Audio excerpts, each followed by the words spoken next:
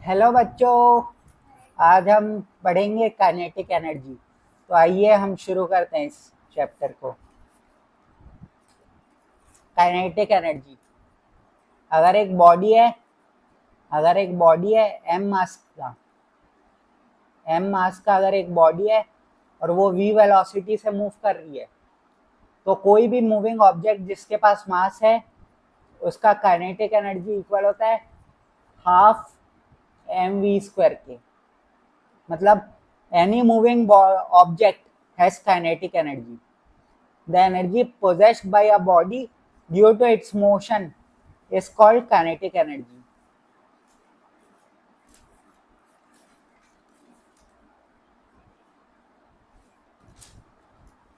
Kinetic energy के example, एक moving car है तो उसके पास काइनेटिक एनर्जी होगी क्योंकि उसके पास मास m है और v वेलोसिटी से मूव कर रहा है, तो उसके पास काइनेटिक एनर्जी होगी।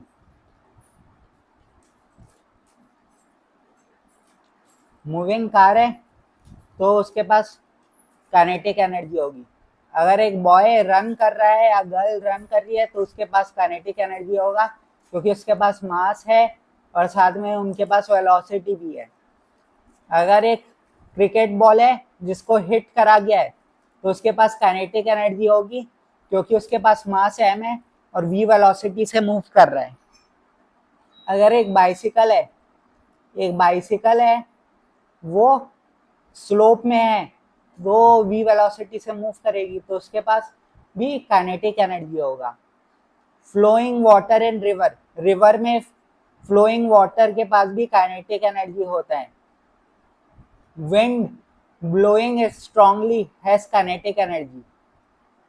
Bullet fired from a gun has kinetic energy.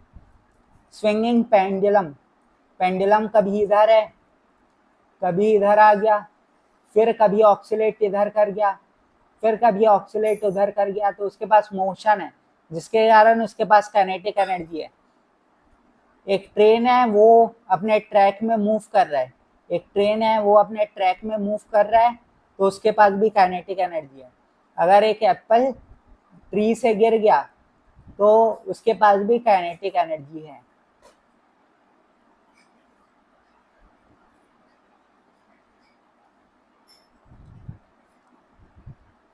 आइए आगे हम मूव करते हैं।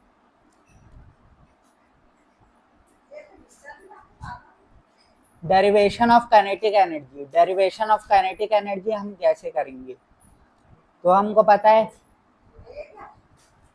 वर्क डन इज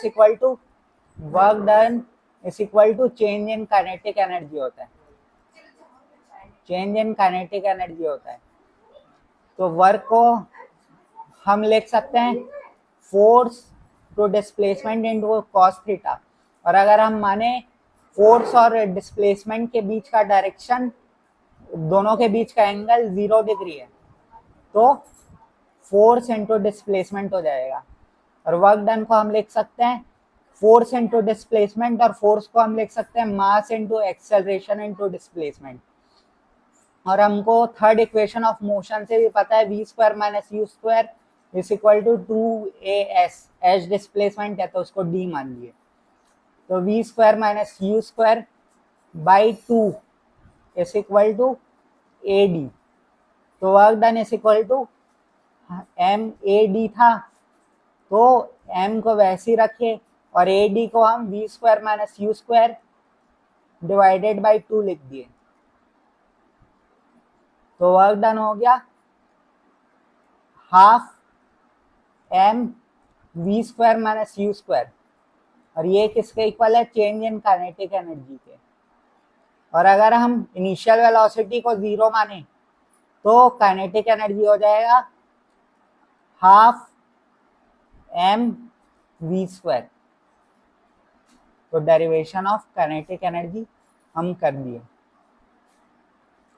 यही यहाँ पर लिखा हुआ है कि work done is equal to change in kinetic energy, work is equal to force into displacement, तो force is equal to mass into acceleration. तो वर्क को हम लिख सकते हैं mass into acceleration into displacement, और हमको पता है v square minus u square is equal to 2as, तो v square minus u square by 2 is equal to as। तो काइनेटिक एनर्जी इक्वल हो गई, change in kinetic energy is equal to half m v square minus u square. और अगर हम initial velocity को 0 माने तो काइनेटिक एनर्जी हो गई हाफ एम वी स्क्वायर। तो आइए हम चलते हैं question and answer of kinetic energy में।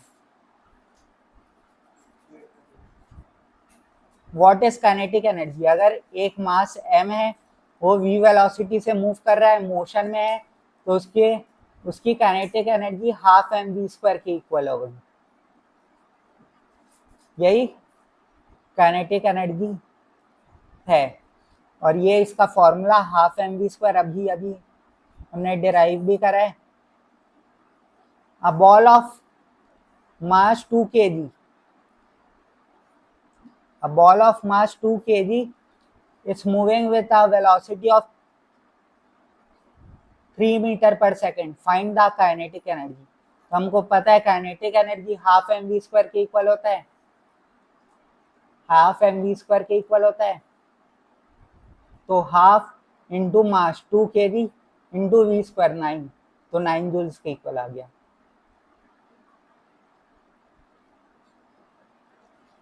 आकार of mass 1000 kg is moving with speed of 20 meter per second. Find its kinetic energy. Kinetic energy is equal to half m v square होता है, हमको पता है।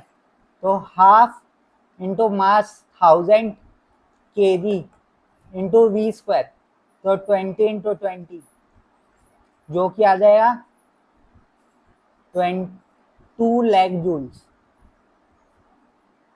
जो कि इक्वल होता है 200 किलो जूल्स के इक्वल होता है।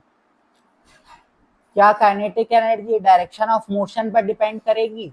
नहीं करेगी, सिर्फ मैग्नीट्यूड ऑफ वेलोसिटी पर ही काइनेटिक एनर्जी डिपेंड करता है। If velocity of a body is doubled, what happens to its kinetic energy? हमको पता है kinetic energy half m v square के इक्वल होता है,